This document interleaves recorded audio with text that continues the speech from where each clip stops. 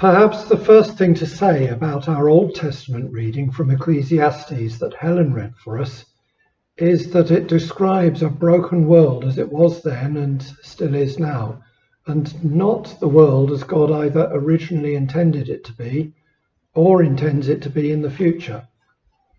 Revelation 21 at the end of the Bible holds out the hope of a new heaven and a new earth where there will be no more death or mourning or crying or pain. And at a stroke, that promise eliminates the downsides to at least 3 of Solomon's couplets in Ecclesiastes 3. Instead, Solomon, if we accept that he was the author, wrote this as an observation.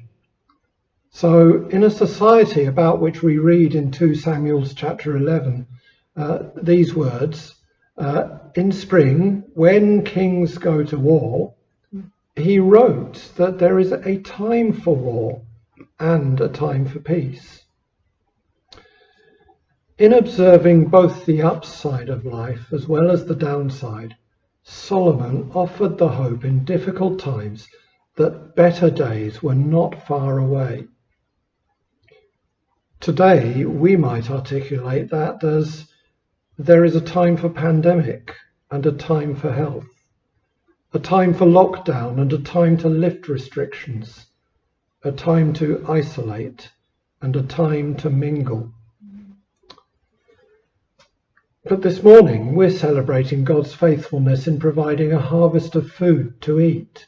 So our focus today is on the second part of verse 2, which observes that there is a time to sow and a time to harvest. If we're to put that in the context of offsetting the downside and the upside of life, we might express it as a time of planting and waiting and a time of fruitfulness and gain. But it's worth noting that both of those involve hard work. Arguably, there is no aspect of life in which the idea that there is a time and a season for everything, there's no aspect in which it's more evident than in farming. The farmer knows that there is a right time to sow seed and a right time to harvest crops, and that there are different times to sow and harvest different crops. Miss that time and your yield falls. You miss out on the fruit of your labours. Sow too soon, and the seed might just lie dormant in ground that could otherwise have been used productively for a more timely crop. Sow too late, and the crop won't be fully ready for harvest before it's damaged by frost. But then again, some types of seed might not even germinate.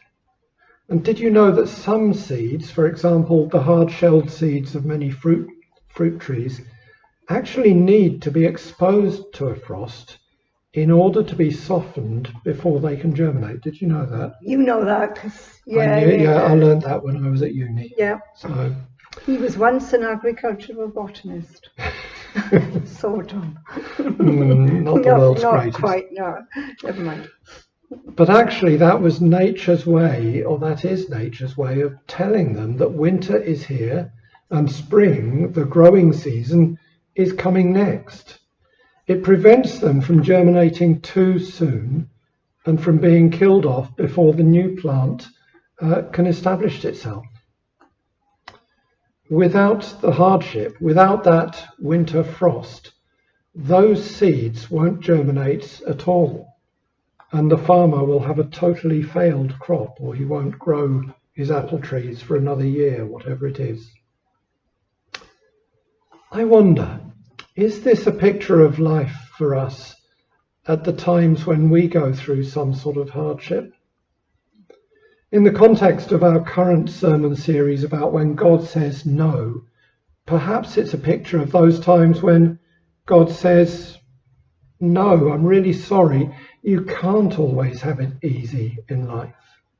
I need you to go through hardship in order to soften you and enable you to grow strong and healthy enough to bear fruit in your love for me and your love for other people. So I wonder, what harvest is our current hardship preparing us for? In what ways are we being softened by God so that something new might germinate in us and spring forth in new life and new opportunities? What new initiatives or ministries or relationships might break through the hard shells, as it were, in our life? For example, one of our hard shells might simply be the safety of doing things because, well, that's the way we've always done things. It may well be reliable and safe, but it might also hold us back from what God really wants of us. And maybe in forcing us to do things differently at this time, God is softening us so that new life emerges from our old ways. Pauline is going to have a look now at how Jesus used agricultural imagery in John chapter 15 to encourage us to be fruitful for God, as she reflects now on how our second reading applies to us. But not with the same level of agricultural knowledge as Matthew had. Yeah, these are tough things that we're talking about today, aren't they? But specifically, we're going to be looking at how Jesus' imagery is about vines and vineyards. Now, in Jesus' time, apparently there was a great golden vine that hung over the entrance to the temple in Jerusalem.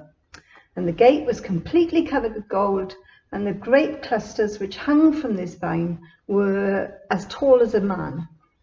Now, there's just some people wonder if perhaps Jesus and his disciples were walking past this vine, which in the temple courtyard, as they went on their way from the Last Supper to Gethsemane.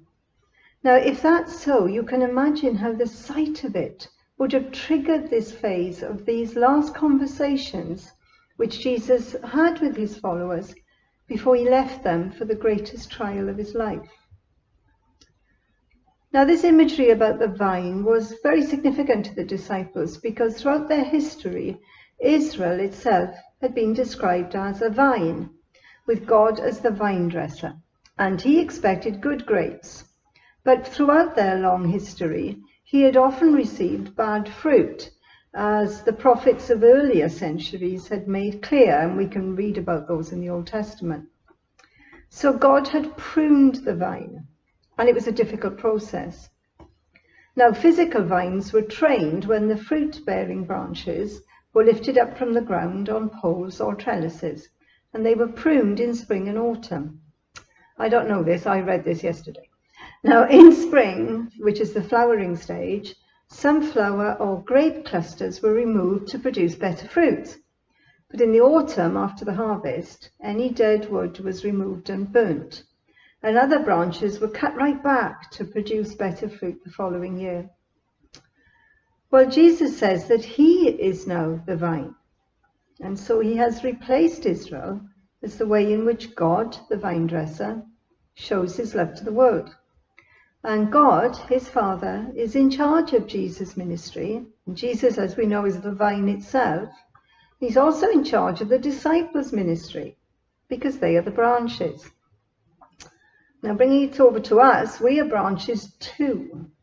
So it's no surprise that we have to be pruned to become more fruitful. Now, obviously, some of that imagery is quite difficult to take, and the idea of pruning sounds painful. But it can also happen as we hear and respond to Jesus' teaching. And Jesus says it happens as we remain in him. Now, his disciples probably thought of remaining when Jesus spoke to them that night. They probably thought of it in terms of loyalty and fellowship, and that would continue as they obeyed his word. And largely that's the same for us. But Jesus also says he remains in us. How does he do that? Because after all, he doesn't need to obey our commands. Well, we know he comes to us in the person of the Spirit. So we remain in him by obeying his word, and he remains in us through the coming of the Spirit, who produces fruit, which pleases the Father. Now that fruit probably refers to our entire life and ministry, as we follow Jesus' teaching and experience his presence through his Spirit. Because as we do that, we please the Father, and it should bring us joy, because as we live in this way, we're going to reflect God's character, and he is then glorified as people see glimpses of him in us. And as we bear this fruit, in other words, as we show ourselves to be his disciples by constantly obeying him, we remain in his love. And that love was expressed by the way he laid down his life for us. Now, challengingly, it's that sort of self-sacrificing love which we are meant to show to each other. And it's not optional. Look at verse 17. It's a command. We have to obey it because Jesus' friendship is conditional on obedience. He says, we did not choose him. He chose us. He called us. And we have a commission to carry out, to go and bear fruit which will last, bringing in new believers as they hear the gospel, but also as they experience it through the way we live our lives. So remember, our love for one another is related to our mission to the world. As it says in 1 Corinthians 13, without love, we are nothing. So even if it's tough, let us submit to his pruning, living in obedience to his commands and his call. And we know we have his promise that we will enjoy his loving friendship as a result. And let's pray that through his Spirit in our lives, we will bear fruit that will last forever. As we respond now to God's call to bear his fruit of perfect love, let's allow a spoken word video from Di Woolridge. There's another Welsh connection there, It's so there? good today, Yeah. It's just marvellous. Let's allow this spoken word video to challenge us and to point us to Jesus, the perfect example of perfect love. By the way, when I looked at this video, I thought Di looks much more youthful than he's looked lately. And then I found out that that's because this video was recorded in preparation for Spring Harvest 2013. But nevertheless, it's a message that remains completely relevant today. And we will follow that video with a song that gives us an opportunity to commit ourselves to being available to God, ready for his harvest.